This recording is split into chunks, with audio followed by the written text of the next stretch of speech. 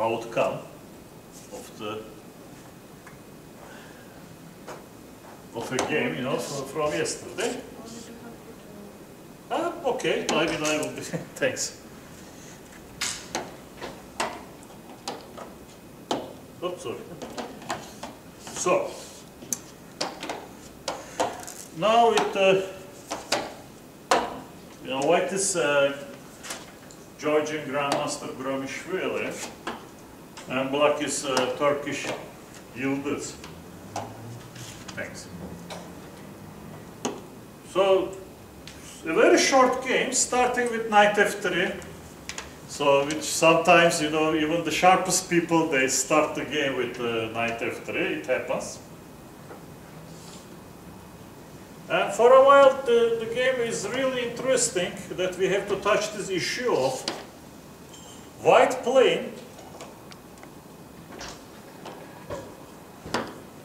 like black. So now, we have a Grunfeld defense, but reverse colors. Some people, they like this. I mean, the whole Catalan is based upon these ideas, like if e6, c4, d takes c4, one of the favorite lines of Grandmaster Lubojevic, who is visiting us. No, Lubo, this is, you played some games with black, yeah, just when, and still Andrei Sokolov was for a long time advising this, to play with black. And I believe this is a slightly risky system. Also, d takes c5, just like in a similar position, it's also possible. And white played just like in Grunfeld. Everything went like in a Grunfeld with reverse colors. Here, the tempo may have its talk. White could have pushed e4. And then after knight f6, exchanging it on d5 and playing c3.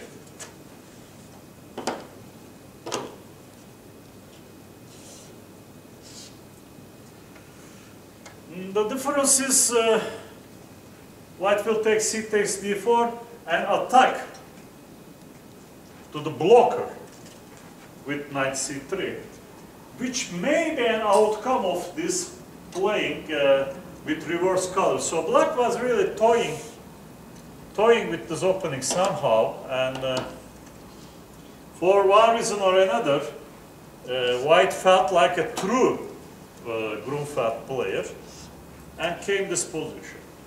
A known plan is, of course, the minority attack or defense now, since it's with black, to push b5 at some moment. And okay, in this position, white could have played a4 to prevent it. Then to play normally with all his forces. So white took it light. And the knight on d2, it's not attacking the blocker, you know, if in case of c4, c takes d5, knight takes d5. But white didn't mind. Everything is going very normal.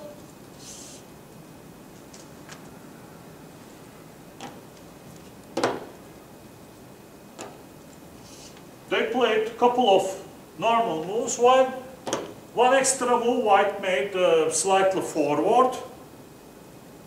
Black has taken the pawn and give it back according to the nature. And position came into the. Now it's really like,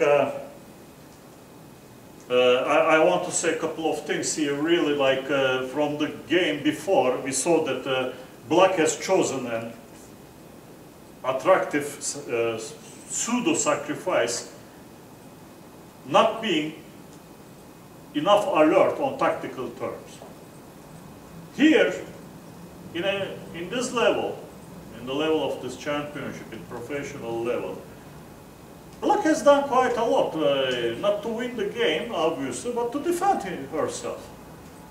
And the first choice is already I don't like. I think b6 is very important.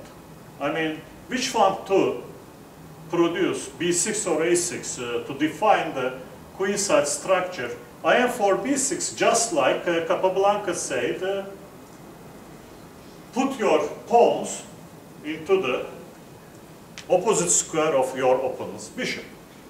She has played a6 after queen f3. Now she has some problems because first time bishop c5 is threatened, and possible only move is rook a c8, rook d7, queen e6. Black completely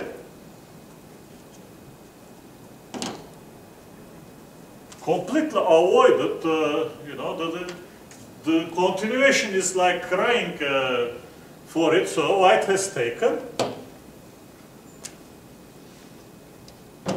gave check, played one extra move.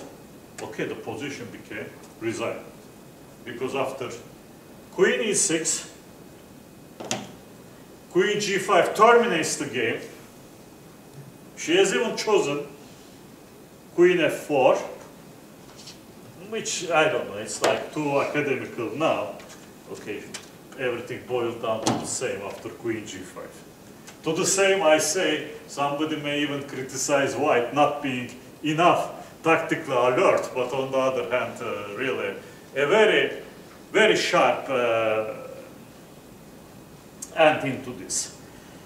Okay, so enough with the tactics. Everybody knows tactics. I always find it to do this easier. Now we're gonna hit some end games.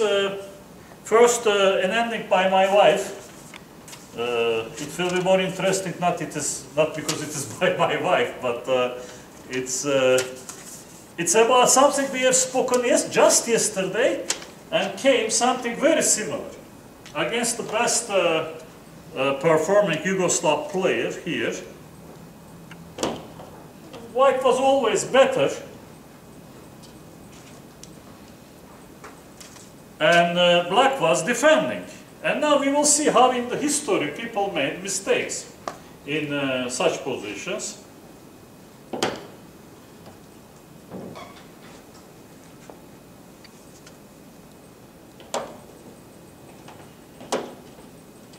Such simple positions even, I would say.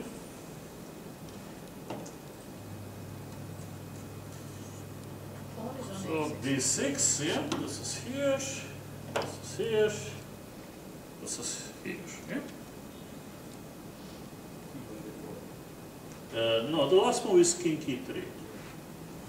Later they will play rook a2, king d4. You know, we have a very strong audience who follows the games, you know, like everybody knows. As I told you, I have difficulties to watch the games when they are in process. I mean, I don't find it boring, but actually I tried once.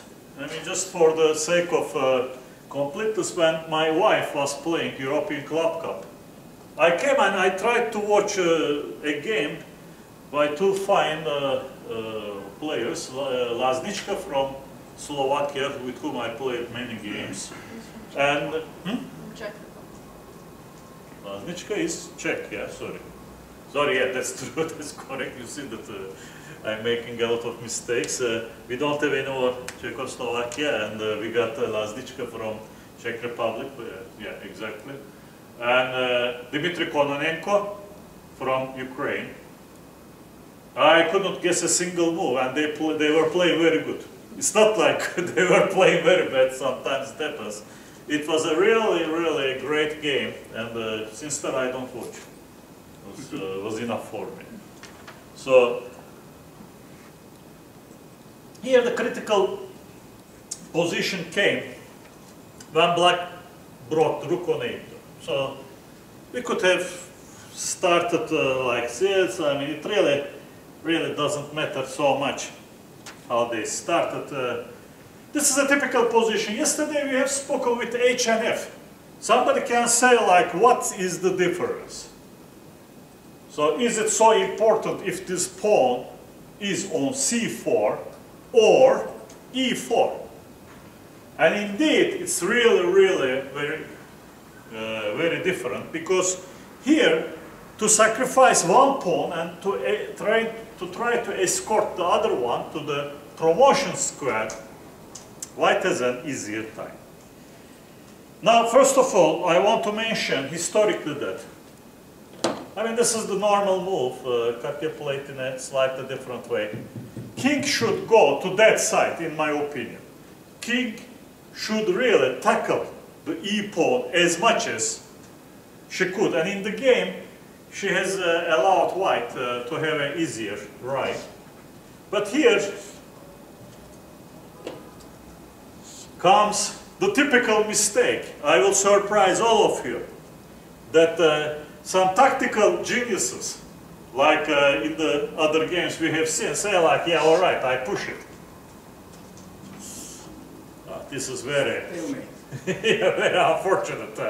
This is a stalemate, not only a stalemate. Due to the stalemate, we have lost our glorious passer.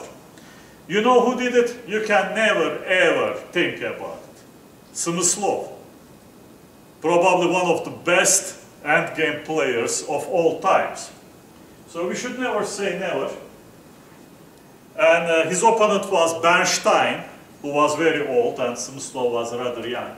It's 1946 Staunton Memorial, known as a candidates tournament for 48. And Bernstein, the old wolf, you know, was waiting for such a trick. Actually, it's difficult to wait for such a trick in some way because not forced, it doesn't have a forced nature. And approximately the position was like this. For the movie, I changed it a little bit, but the same team came. I think it was still a B pawn for black. Smyslov was black. So this has happened. So this has happened, like I believe, with the B pawn. But this was the outcome.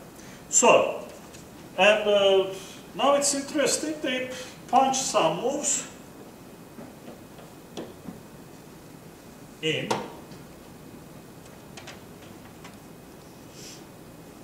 Let's go back to our game.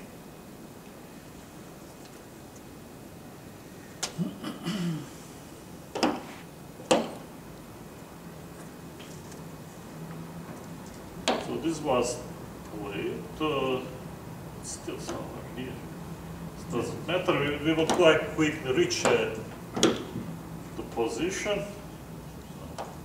Check here, check. So it's just something which is not the important part of the game. Now the check came. And Katya was really relieved when black has played her king to c6 and was asking me how to win after this. There are many methods of winning, obviously. But, you know, like the one we have seen, when the resiliency comes, also there are so many funny things happening, like even if Smyslov makes a mistake, you know, it's not very easy. Here the controversial approach is to sacrifice the e-pawn and try to promote the a-pawn, which is controversial.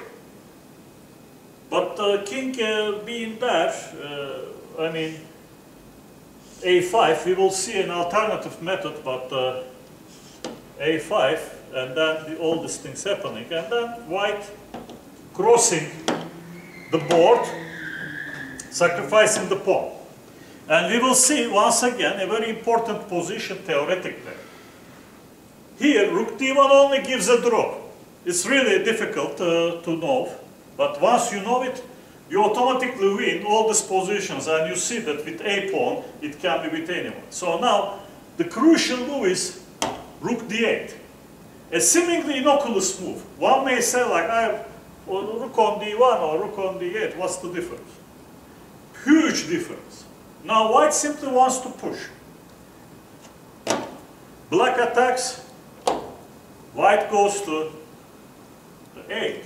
Now white wants to push the pawn, That's why black's rook didn't have enough checking distance. White still pushes. And now comes the surprising punch.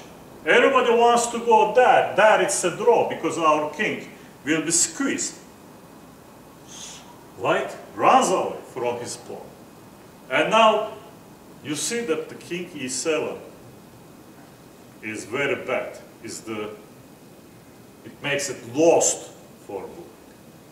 After rook a1 comes this time a7 without stalemate. This is one of the methods. I mean, let's show it like if white goes there, it's meanwhile having this king will approach. King will approach, and this is winning if it would be white's move, but if black comes king c7, as everybody knows, that is enough to keep the rook on the c line. This would be only winning if the king would have been cut from the e line. Just for the completeness, now in order to have a rescue operation for the king, black has to reach the 8th rank. Sorry, white has to reach the 8th rank. And after king d7, king can evacuate, but king d6 is the better move.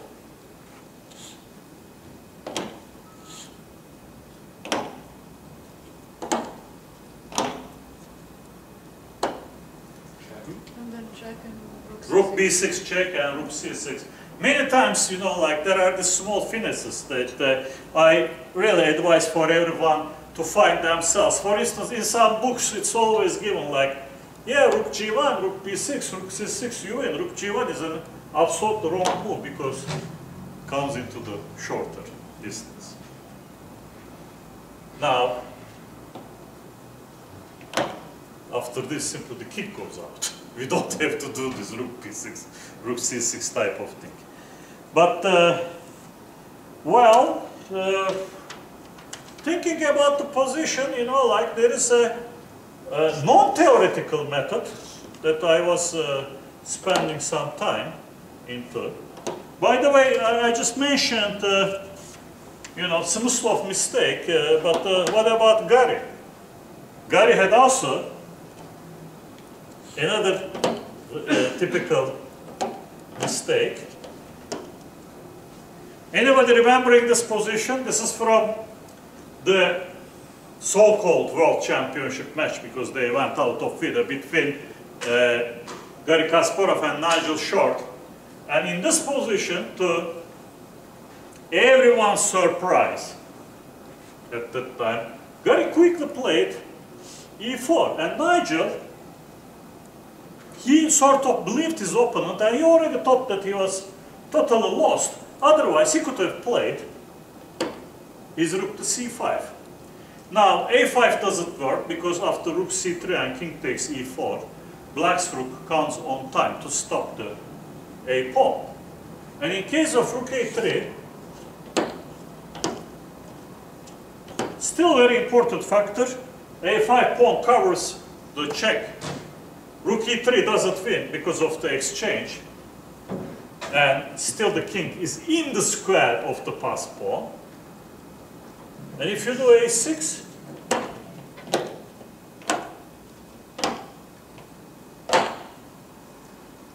that's a draw. That's a draw because you don't have to win the pawn here around. Yeah, like you have enough time. So I mean, there is no real something like this. It will happen. That won't be made. And this is interesting. This is even Garry Kasparov made a mistake there. That's why, I mean, I don't know, it's difficult to criticize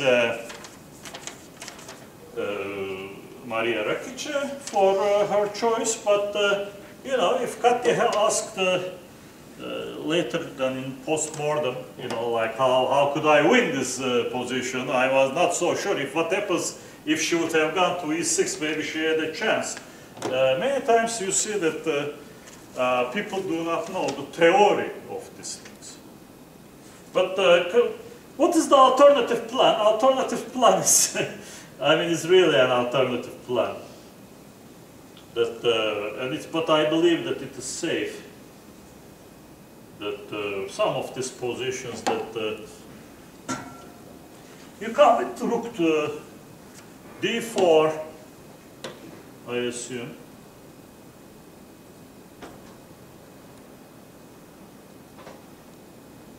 Then you put it somewhere like this and start crossing simply with the king here. It's important that what Gary has done, he didn't protect both of them. In such cases, you know, if you protect both of them, then you may advance. You know, this is the position that you may advance your king.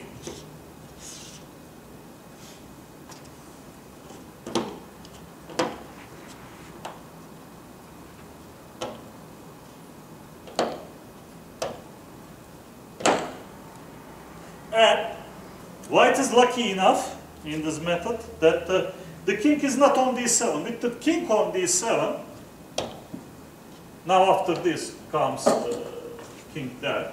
With the king on d7, this would have been a draw.